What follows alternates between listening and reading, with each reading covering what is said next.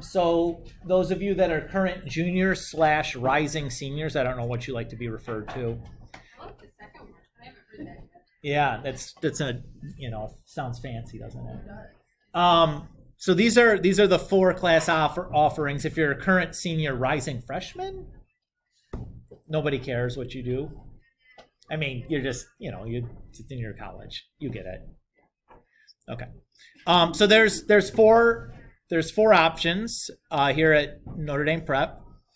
So there's honors discrete mathematics. The prereq for that is B in honors algebra 2. This course is like, I would say, unlike anything else. Basically, the notion is you'd be starting at 0. The expectation is you're not really bringing anything along with you.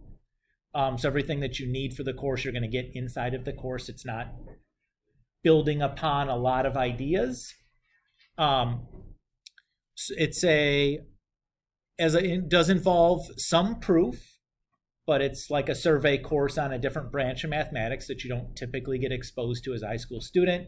Be particularly good if you're somebody that's interested in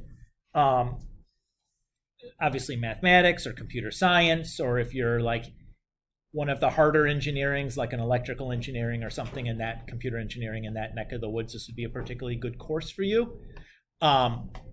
It's only offered in even years, so if you don't take it, as a now you won't see it again kind of thing. But that's there. To real talk wise, if this course runs, it'd be me teaching it. While the content can be kind of difficult, I try to make the course really easy to do well in. So, typically you can get 1 problem set a chapter and some kind of a test. I try to grade it very easily because it's really a brand new way of kind of doing things. So the expectation is fairly low. There's no test at the end to prepare for. So we just get through what we get through. If we need to spend more time on something or less time, we can do that. It's not usually a big deal. But I would term this class as pretty chill. Anyways, next option is Math App / Personal Finance. That's a 1 semester course for each of those. There is no prereq for this one, real talk. Probably the most practically useful course, particularly the personal finance side, where you're going to practice doing things that you'll actually have to do in the real world, like pay taxes and make a budget and talk about car financing or loan financing and things like this that are like real things that you might have to do. And it's probably content-wise the easiest of the 4 options that you have. Yeah, Joe. Do you take personal finance without taking? I believe you can. Yeah, I believe that's okay.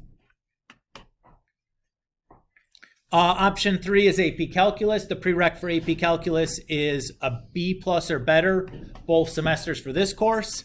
Of the 4 options, this is probably the most rigorous and difficult of the 4. There is a AP exam at the end of the course that is a requirement. It's no joke. Like if you're in there to math hard. Okay? Uncertain at this point. I believe Mr. McCaskey is confirmed to be retiring, so it'll be somebody new. No teachers have been assigned to any courses yet. They don't do that until they've figured out how many sections of things they're offering. Then they start assigning teachers, so nobody knows.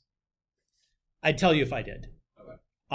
The discrete one, I know that if that was offered, I would teach it because I wrote the course, and I'm really the only one that's interested in teaching the course, so just like Ms. Garcia always kind of teaches AP stats. Yeah. It's like I would be the only one that would end up teaching that discrete course. And the 4th option would be the IB Math SL course. In general, the content of this course, about 40 or 50% of it's probably statistics concepts, and then the other remaining pieces are like a grab bag of a variety of topics. I don't think any of the variety of topics is tremendously difficult. A lot of them are going to be review ideas of things you've seen in this course or maybe even your Algebra 2 course. So I don't think content-wise this course is tremendously challenging, but it moves fast. So you go and you hammer through because there is a lot of stuff that you have to get through. A lot of it's going to be review ideas or things that aren't super duper complicated. But you got to be like on your ball and ready to go because it moves pretty quick. Okay. So those are really your 4 options, and as a graduation requirement in the state of Michigan, seniors have to take a math class. Even if you've already taken 4 math classes at the end of this year, you are required by the state of Michigan to take a math class your senior year for graduation. So some of you guys will get 5 math classes. Good on you, or 4.5 maybe. If you have questions about more or details about things, or you want to hear more about something, or want some advice or anything like that, feel free to grab me later and we can have a conversation about whatever you're interested in. Okie doke. Okay. By the way, this is all in the content library, so you can take a look.